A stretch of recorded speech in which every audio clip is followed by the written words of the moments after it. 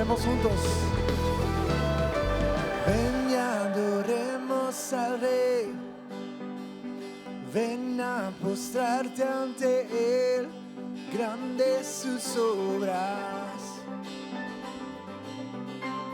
Mira lo que hace el Señor. Mira cuán grande es su amor. Grandes sus obras. Grandes sus obras.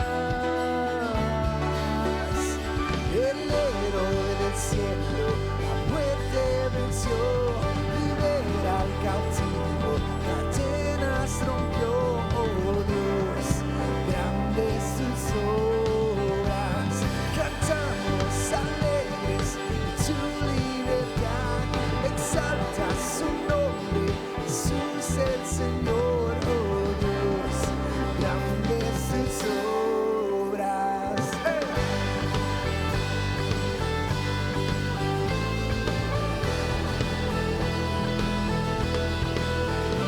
En las pruebas tú has sido fiel, tú serás hoy por siempre fiel, grandes sus obras. Y yo sé que lo harás otra vez, tu promesa es el sí y el amén, grandes sus obras, oh grandes sus obras. El héroe del cielo la muerte venció, libera al cautivo, cadenas rompió, oh Dios, grandes sus obras.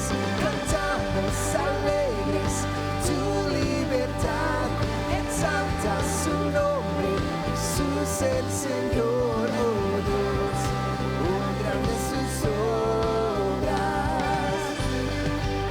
Cantemos aleluya a Dios, aleluya a Dios, soberano, aleluya a Dios, poderoso, aleluya a Dios, grande en poder.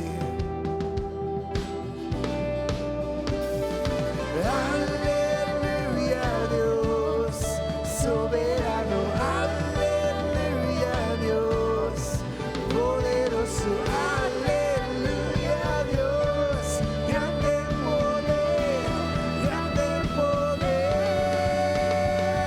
El héroe del cielo la muerte venció, libera al cautivo, cadenas rompió, oh Dios, grande tus obras. Cantamos alegres tu libertad, exalta su nombre, Jesús el Señor, oh Dios, grande tus obras, oh grande tus obras, oh grande tus obras.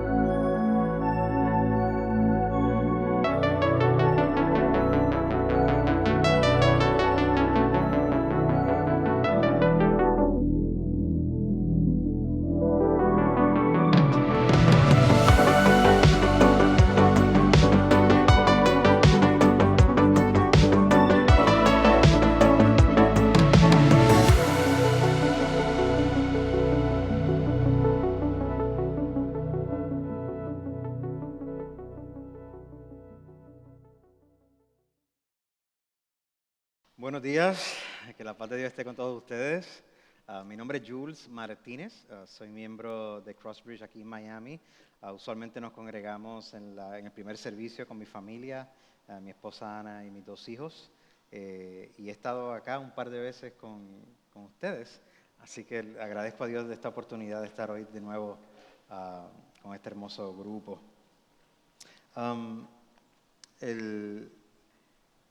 Hace 3 años que hace 4 años que nosotros estamos en Miami. Y entonces, en esta temporada, usualmente cuando llega el verano, es una temporada de pensar si podemos ir a ver a nuestra familia. Por ejemplo, nosotros somos de Puerto Rico, si la podemos ir a ver a Puerto Rico.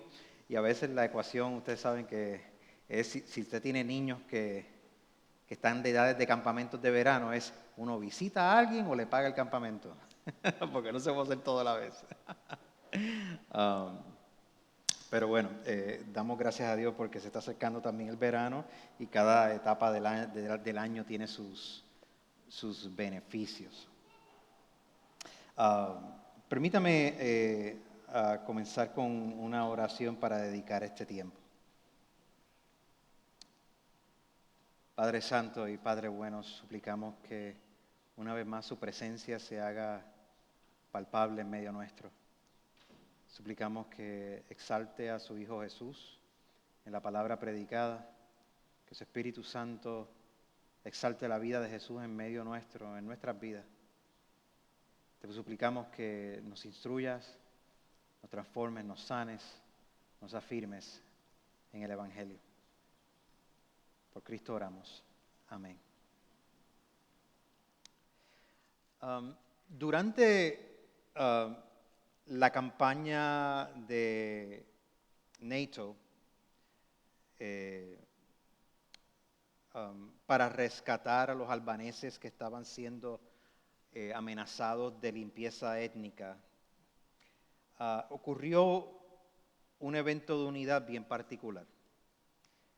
El Papa Católico, el ecuménico patriarca de la Iglesia Ortodoxa, el Concilio Mundial de Iglesias, la Asociación Mundial de Iglesias Bautistas, la Federación Mundial de las Iglesias Anglicanas, muchos cuerpos protestantes y evangélicos alrededor del mundo, más los 8 cardenales católicos romanos en los Estados Unidos, se pusieron de acuerdo para pedirle que durante la Semana Santa el conglomerado de las Naciones Unidas dejara de bombardear,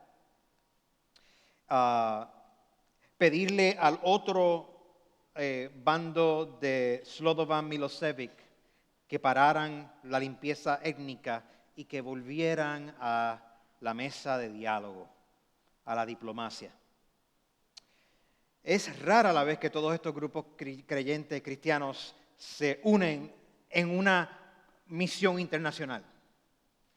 Nadie necesariamente creía que Milosevic iba a parar lo que él estaba haciendo, pero el punto era mostrar un tipo de solidaridad en el Evangelio, donde el Evangelio nos habla de que el Dios de vida y Dios de paz está preocupado por toda la vida humana y demostrarle eso a la comunidad internacional.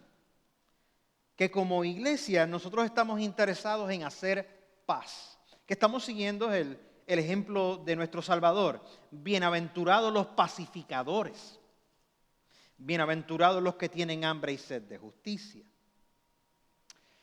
Ese no es el único momento donde en los principios de los 2000 se logra eso porque hay una gran necesidad. Hoy también tenemos una necesidad de una gran solidaridad en el Evangelio. Nosotros tenemos hermanos y hermanas creyentes cristianos en Ucrania que están lidiando con la invasión rusa y una guerra que ha dejado cientos de miles de muertos.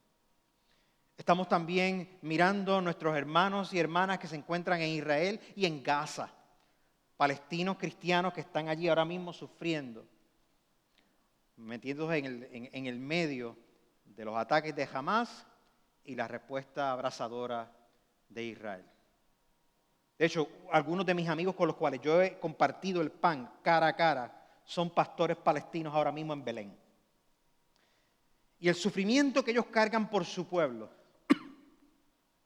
y el llamado de justicia hacia todo el mundo, su denuncia a Hamás y su denuncia en contra del gobierno de israelí por su abrasadora desproporcional respuesta, se une también a las voces de otros cristianos que también están clamando por Sudán o Myanmar o países en América Latina donde los indígenas están siendo maltratados y marginados.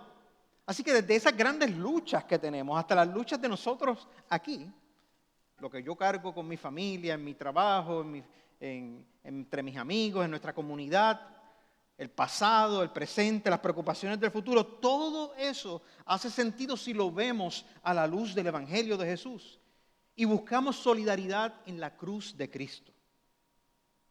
La cruz de Jesús, entonces, o es relevante para todas estas cosas o no es relevante para nada.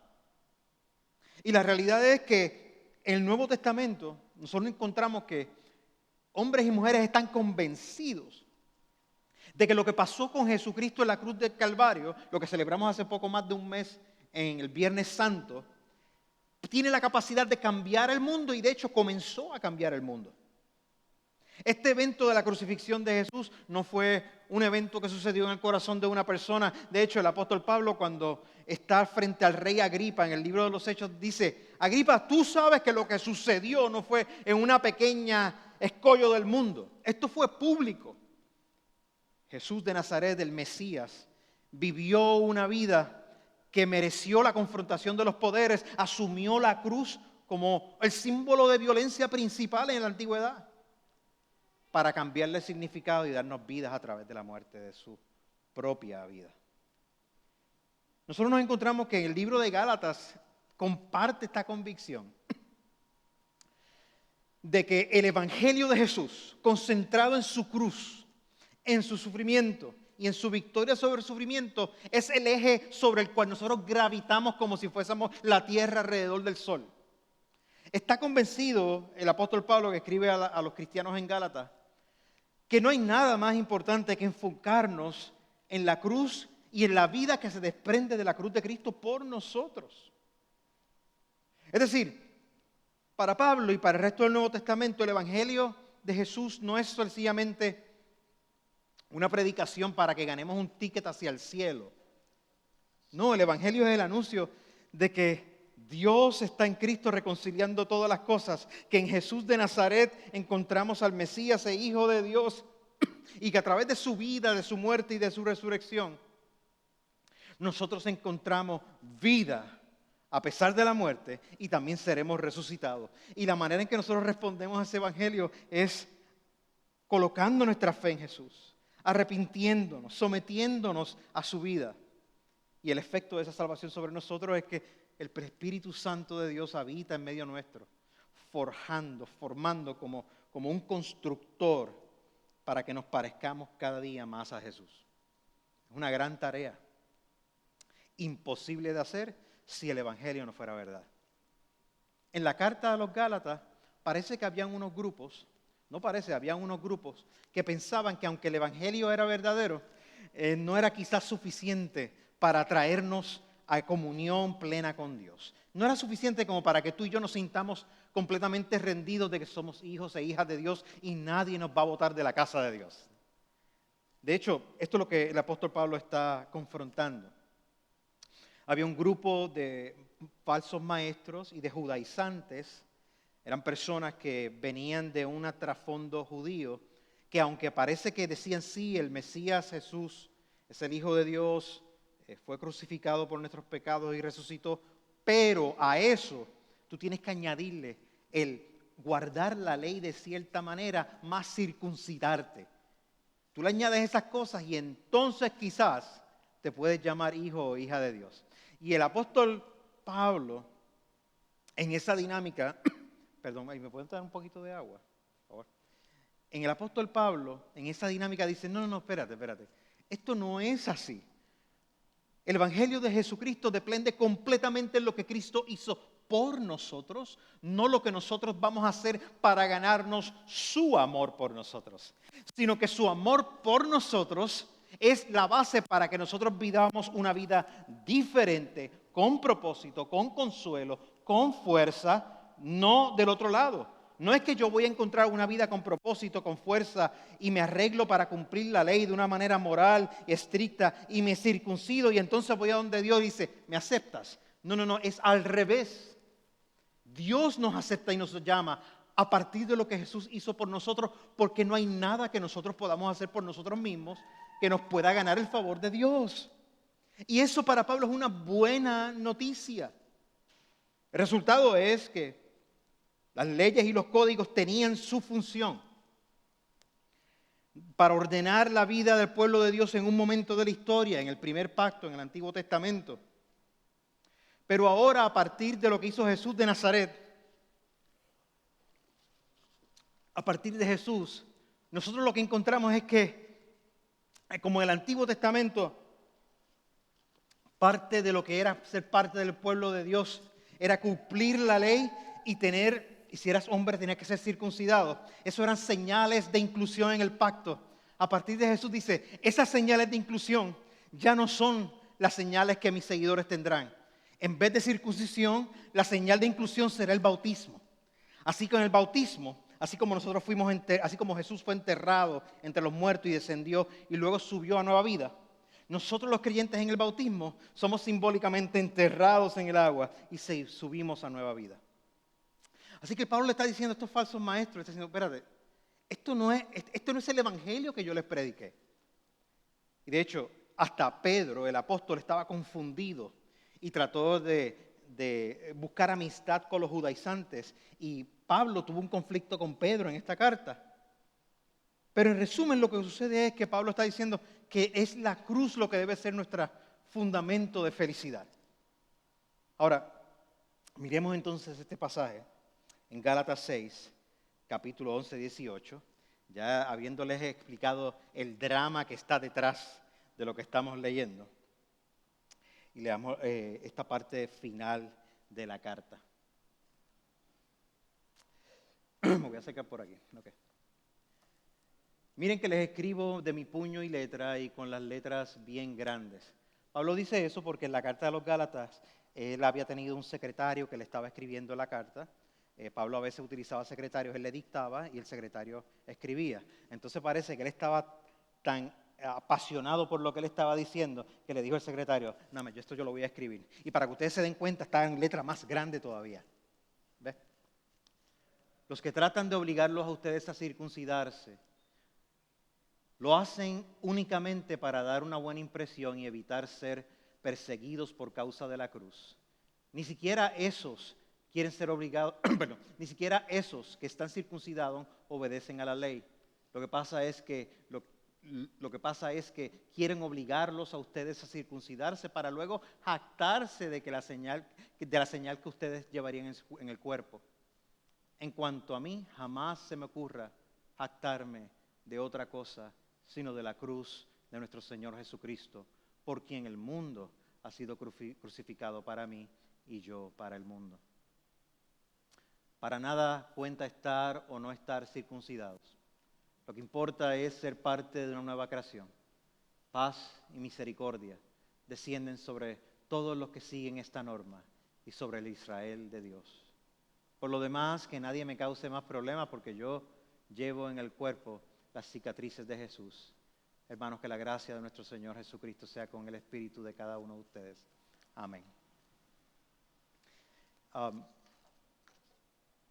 En este pasaje entonces vemos que el punto principal realmente es el verso 14.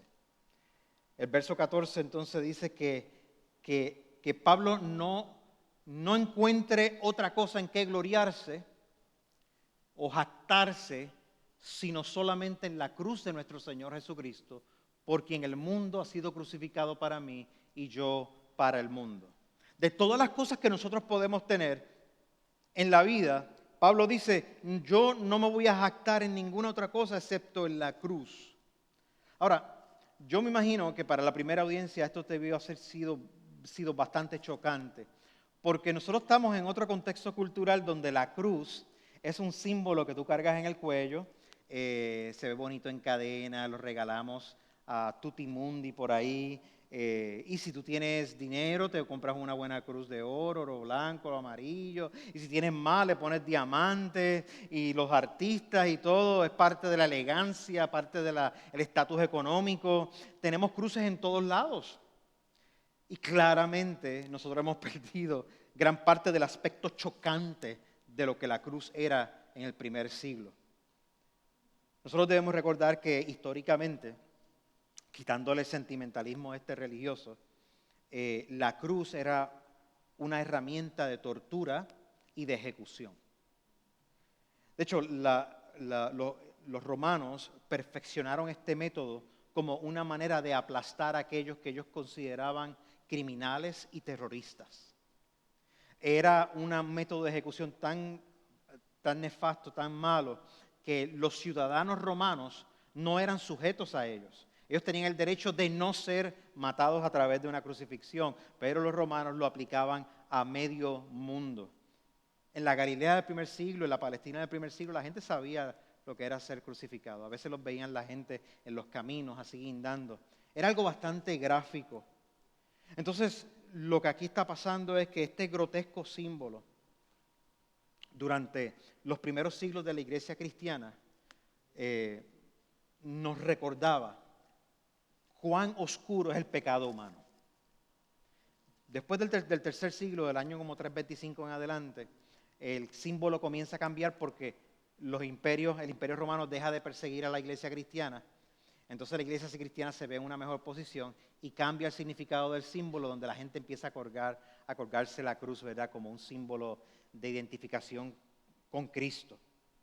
Pero ¿qué significa entonces para Pablo decir que yo me jacto en la cruz? ¿Qué significa esto cuando sabemos que la cruz es chocante? En un sentido, Pablo está diciendo que nosotros nos jactamos de muchas cosas en la vida. Y es algo bastante natural. O sea, nos jactamos a veces de la casa que tenemos, ¿viste? ¿Viste la casa que pude comprar? Tacho, le metí fuerte ahí, le metí el down payment y por fin compré antes de la pandemia, porque ahora en la pandemia no se puede comprar nada, etcétera. Nos jactamos de los carros, nos jactamos de la ropa, de los tenis que usamos, de la joyería, nos jactamos de las posiciones, nos jactamos de un montón de cosas, de nuestras habilidades. Y en un sentido, expresar cómo tú te sientes bien acerca de tus propias victorias, acerca de aquellas cosas que son buenas en tu vida, en un sentido es natural. Pero también cuando nosotros nos jactamos, refleja también en cuál es la prioridad de nuestra vida, es decir, cómo están organizados los valores en nuestra vida. El apóstol Pablo está diciendo, yo me puedo jactar de muchas cosas. Yo tenía standing social, una persona muy religiosa, conocida entre los fariseos. Yo me puedo jactar de muchas cosas. Sin embargo, no me voy a jactar en otra cosa que no sea la cruz de Cristo. Por implicación está diciéndole a los cristianos, ustedes deberían jactarse en aquello que realmente trae profunda alegría, profundo valor, profundo propósito. Y esto es lo que hizo Cristo por ustedes. Eso es. Si se van a jactar en algo, que sea lo que Dios ha hecho por ustedes y no lo que ustedes están haciendo por sí mismos. Es decir, si se van a jactar en algo, jáctense de que han recibido la palabra de Dios y que Dios es el que ha hecho todo por nosotros. En la cruz vemos a Dios amándonos, identificándose con nosotros. Vemos al Dios que nos incluye en su familia y no nos expulsa. Vemos al Dios que es todo compasión, toda vida. El pastor Tim Keller, a quien yo conocí antes de que falleciera, parafrasea la idea de este versículo 14 de esta manera. Dice, si yo me voy a gloriar en algo, jactarme, sería solamente la identidad que recibo por Cristo. Si yo me enfoco en la identidad que recibo por Cristo, el mundo no tiene poder sobre mí. Cuando yo me jacto o me glorío solamente en Cristo, ya yo no voy a ser sujeto al orgullo o a la desesperanza, a los altos y bajos de la vida, sino que podré experimentar la extraordinaria paz y estabilidad que solamente Jesús trae. Yo conocí a Keller antes de que él falleciera, un año antes, año y medio antes, y me habían contratado para que yo le fuera consultor y le ofreciera una crítica a unos manuscritos que él estaba escribiendo. Keller es un famoso pastor conocido en New York, que también tuvo influencia sobre cómo la iglesia Crossbridge hacemos iglesia. Y yo me acuerdo que cuando yo fui a la reunión, yo le dije, mire, usted, yo lo admiro mucho a usted, Perdone que nuestra primera interacción es que me están contratando para que yo le critique lo que usted escribió. Me contrataron porque yo soy un profesor, entonces, y él fue la persona más llena de gracia, bien tranquilo, con una sabiduría tremenda en nuestra interacción. Y yo sabía que en ese momento él estaba muriendo de un cáncer pancreático incurable. Un año después él fallece. Él estaba viviendo con la cruz en sus ojos y estaba viviendo como se supone que viviera, tomando el día a día lo que tenía que hacer a pesar de que la muerte se acercaba. Esa extraordinaria paz y estabilidad, él la estaba viviendo aun cuando su vida estaba por culminar. De este pasaje que acabamos de leer completo, aprendemos al menos dos cosas acerca de la cruz. La primera, es que la cruz cambia la manera en que nosotros nos vemos a nosotros mismos. La cruz de Cristo cambia la manera en que nosotros nos vemos a nosotros mismos. Recuerden, yo no me voy a jactar en nada, excepto en la cruz de nuestro Señor Jesucristo, dice el apóstol Pablo, porque el mundo ha sido crucificado. Para mí el mundo ha sido crucificado y yo para el mundo. Y la circuncisión o la no circuncisión no significa nada. Lo que cuenta es la nueva creación. La cruz cambia la manera en que nosotros nos vemos a nosotros mismos. Pablo está haciendo la distinción entre lo que estaban enseñando los líderes falsos y los judaizantes, diciendo, ustedes tienen que tener estas marcas externas. La circuncisión, usted puede sustituir, usted tiene que tener esta marca externa de vestir de esta manera, de hablar de esta manera, de ir a esta manera, de asociarse con esta manera, de estar con tal partido político, de no estar aquí, allá, y entonces Dios te va a favorecer. Pablo está diciendo, eso no es así. Lo que nos debe caracterizar externamente es que nosotros apuntamos hacia la cruz de Cristo diciendo, con eso es que yo me identifico. De hecho, Pablo había escrito en otro lugar, en Primera de Corintios, yo he determinado no hacer nada sino conocer a Cristo y a este crucificado. La espiritualidad cristiana, cuando nosotros decimos que somos seres espirituales, que soy bien espiritual o que necesito más espiritualidad, lo que estamos diciendo es que necesitamos estar más cercanos de la cruz de Jesús, de la presencia de su Espíritu en nuestra humildad. Ahora, obviamente nosotros vivimos expuestos a una pluralidad de opciones. Tenemos muchas opciones en el campo religioso. Y en un sentido, toda religión es un intento para satisfacer unas necesidades humanas, unos deseos humanos, unas aspiraciones humanas que son válidas y verdaderas. Pero el Evangelio de Jesús reclama que la espiritualidad cristiana se basa no en la invención o creatividad que nosotros podemos tener, sino se basa en la invención y creatividad de Dios que se metió en la historia a través de su Hijo para rescatarnos. Mira, y es que la idea de un Mesías crucificado que resucita, esto no hacía sentido en el primer siglo. Si tú eras un judío y tú creías que venía un Mesías, el Antiguo Testamento no tenía una visión de que el Mesías iba a sufrir. Si venía un enviado de Dios a ese nivel, ungido por Dios, tú no puedes sufrir de esa manera. Y también estaba la visión de que si tú eras crucificado, eso que es un instrumento de tortura y de humillación, pues claramente Dios no estaba contigo.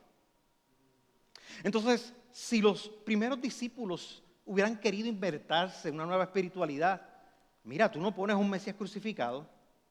Y segundo, tú no vas a decir que Él resucitó, que lo vieron 300 personas y después 3,000 personas se convirtieron. Tú no vas a decir eso, ¿por qué? Porque lo único que tienen que hacer la gente es demostrarte el cuerpo. Te sacan el cuerpo y dicen, no, mira, ese es Jesús, el Galileo ese, mira, él está allí. Es decir, la manera más correcta era decir, nosotros creemos en un Mesías que lo crucificaron, se desapareció y aunque ustedes encuentren el cuerpo, Él resucitó en mi corazón. ¿Y quién va a refutar lo que está en tu corazón? Pero eso no fue lo que dijeron los discípulos. Pablo dice, esto yo he recibido de la primera generación, que Él fue resucitado, que hubieron testigos, que lo vieron, que lo tocaron, como gente como Tomás, que estuvieron con Él, que recibieron enseñanza de Él y éste ascendió. Pablo está anclando entonces la esperanza cristiana en algo sucedido en la historia, pero está diciendo, pero esa historia se convierte en nuestra historia. La cruz es singular porque entonces Jesús está invitando a sus seguidores a que carguen su cruz. De hecho, una manera interesante es que Jesús antes de morir, en Lucas capítulo 9 registra que le dice, si alguno quiere venir en pos de mí, niéguese a sí mismo, tome su cruz cada día y sígame.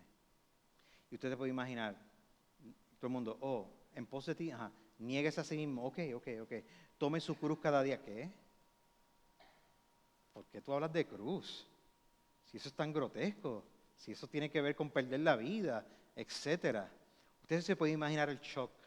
Pero Jesús en ese contexto le dice, usted tome su cruz cada día y sígame, porque aquel que me confiese delante de los hombres, delante de la humanidad, yo le confesaré delante del Padre. Pero aquel que me niegue, es decir, que niegue no seguirme, que niegue tomar su cruz, es decir, los sufrimientos y los retos que van a venir a consecuencia de seguir a este Mesías.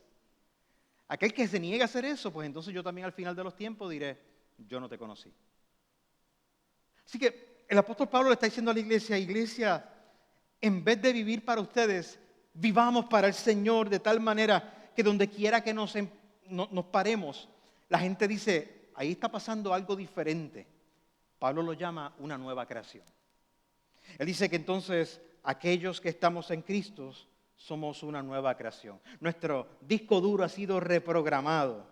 En una nueva creación ya yo no vivo para mí, yo vivo aprendiendo cada día a amar a Dios con toda mi mente, fuerza e imaginación, con todo lo que soy y amar a mi prójimo como a mí mismo.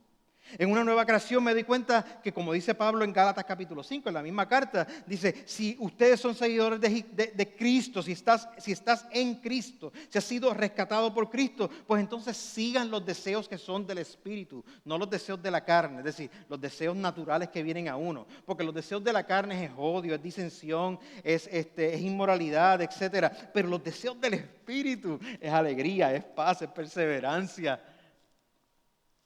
Y eso a pesar de que enfrentemos múltiples sufrimientos. Con todo y eso, Pablo dice, ese es el fruto del Espíritu. Lo vemos entonces cuando Cristo está trabajando dentro de nosotros mediante el Espíritu Santo. El Espíritu hace una nueva creación allí donde tú puedes mirar en tu vida y decir, hay un antes y hay un después. Allí donde estamos perdonando, allí donde nos estamos reconciliando unos con otros, allí donde hay liberación y hay sanidad, allí donde todo tipo de obsesiones y heridas y esclavitudes son liberadas, allí donde ya no reina la muerte, sino que reina la vida, ahí hay nueva creación. Cuando nosotros cumplimos con los frutos del Espíritu, esas virtudes que crecen en nosotros, estamos dando evidencia de que hay una nueva creación en medio nuestro. Nos encontramos aquí y somos embajadores. Somos una luz que se pone sobre la repisa en Miami Springs, en donde quiera que estemos. La lógica de la nueva creación es que para ser importante, para lograr estatus, yo no me tengo que identificar con las cosas del mundo, de mi sociedad, de mi cultura, sino que tengo que ser una persona humilde que se somete a Jesús, para que entonces la belleza de Jesús se vea más.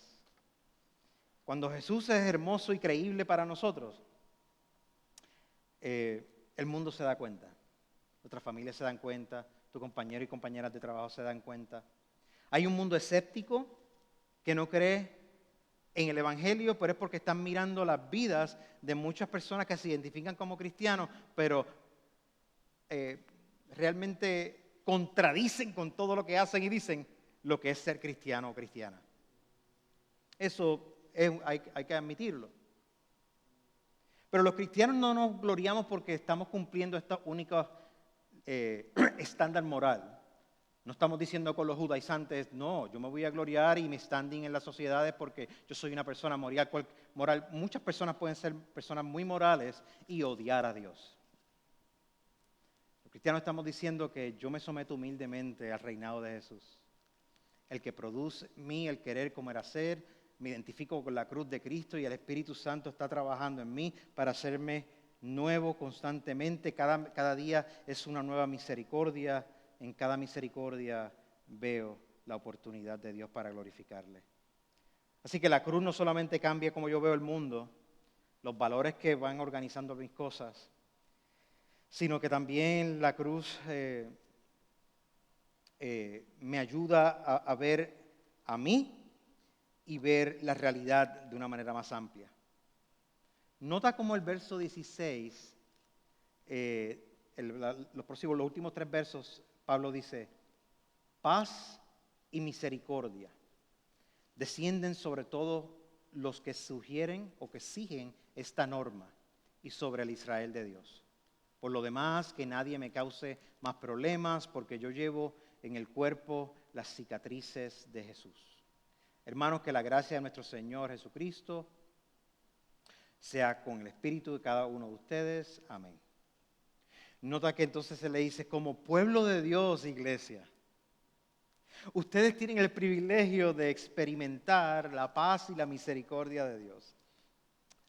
La paz es un concepto hebreo que significa bienestar total. Es tener bienestar y armonía en todas las áreas de nuestra vida. Es encontrar propósito y felicidad dirigido precisamente por la presencia de Dios en nuestra vida. Pero también la paz se refiere a que ya no hay enemistad entre yo y Dios, ya no hay una resistencia entre yo y Dios. Lo que hay es sometimiento, lo que hay es arrepentimiento, lo que hay es búsqueda. Esa paz entonces nos trae bienestar, pero nos trae tranquilidad. Esa es la tranquilidad que nos permite experimentar la misericordia de Dios. Si alguna vez alguien te ha hecho un favor que tú no te merecías, si alguna vez alguien pudo haber respondido de una manera proporcional a tu traición y sin embargo no lo hizo, eso significa que te extendieron misericordia. Misericordia es la extensión de un bienestar a otra persona que no necesariamente se lo merece.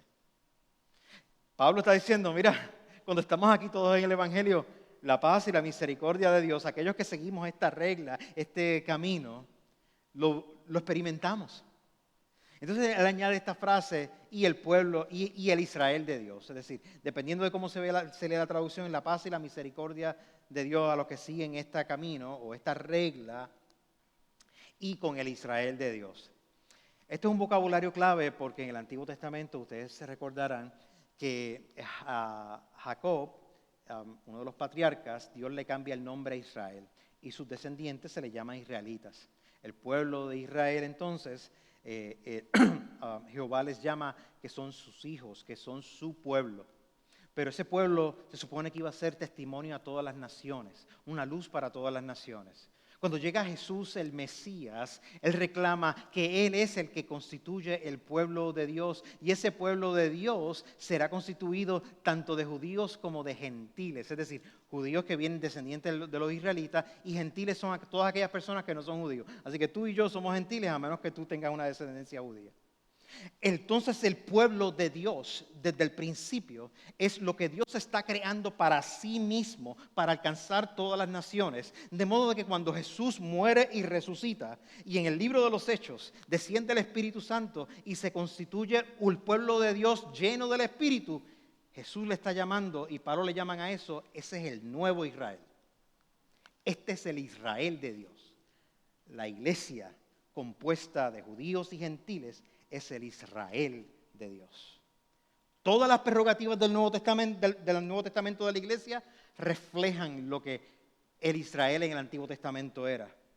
Un pueblo ahora de la iglesia es el más inclusivo, más abierto, donde el símbolo de entrada, el sello de entrada, no es si yo estoy cumpliendo la ley moral de cierta manera, no es si yo estoy teniendo la circuncisión o no la estoy teniendo, es si yo me identifico con Cristo y este crucificado. Y es porque yo me identifico con este Cristo que yo digo, soy una nueva creación. Somos una nueva creación. Para terminar, el apóstol dice, mira, yo he sido crucificado y él define el mundo como todo aquello que existe fuera de Cristo. Yo he sido crucificado para el mundo. Mi estatus, mi significado, mi propósito en la vida, mi alegría, mis esperanzas, no están en mi trabajo, no están en mi situación financiera, en el tipo de familia del cual yo vengo, no están en todos los esfuerzos que yo he hecho, aunque todas esas cosas ciertamente son importantes. Mi último significado es que estoy anclado en la presencia del Dios vivo que murió por mí. Por eso el apóstol dice que por la cruz, por Cristo mismo, no hay nada más que tenga valor. Esto nos lleva a una postura de humildad. Si la cruz está dentro de nuestros ojos, si nosotros nos identificamos con nuestra cruz, nosotros vamos a poder perdonar, vamos a poder reconciliarnos, vamos a poder ser esperanzados, vamos a poder ser sanados, vamos a poder tener la fuerza para colaborar y servir juntos, vamos a tener la visión para ver cómo Dios nos está usando para participar en su misión. Vamos a ver a nuestras familias de cierta manera que es diferente, no con los mismos ojos, sino con ojos de esperanza. Nos vamos a ver como agentes de amor, gente que ama a Dios y que ama a otros y que están envueltos en buenas obras, como gente humilde. Los falsos maestros y los judaizantes no estaban siendo humildes. Pablo le está diciendo, todos los que estamos en Cristo nos identificamos humildemente con la cruz. Lo más importante que tenemos es que Cristo es quien toma nuestro lugar. Y de ahí se desprende toda la vida que el apóstol Pablo le dice que tenemos en la carta de los Gálatas. En Cristo estoy juntamente crucificado. Ya no vivo yo, decía el apóstol, mas vive Cristo en mí. Mas ahora lo que vivo en la carne, lo vivo a través de la fe en el Hijo de Dios, que murió y se entregó por mí. ¿Qué tal si oramos juntos?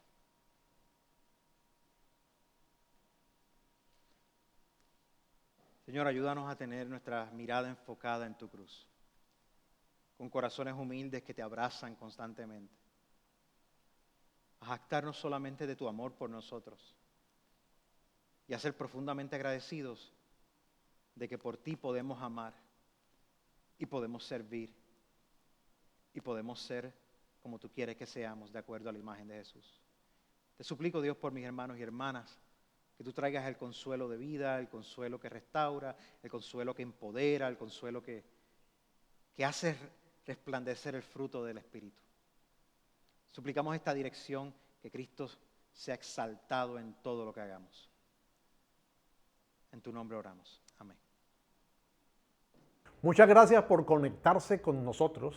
Si no lo has hecho, no olvides suscribirte a nuestro canal para que no te pierdas ninguno de nuestros episodios. Compártelos con tus amigos y familiares y no olvides que puedes unirte a nosotros en persona cada domingo a las 11:30 a.m.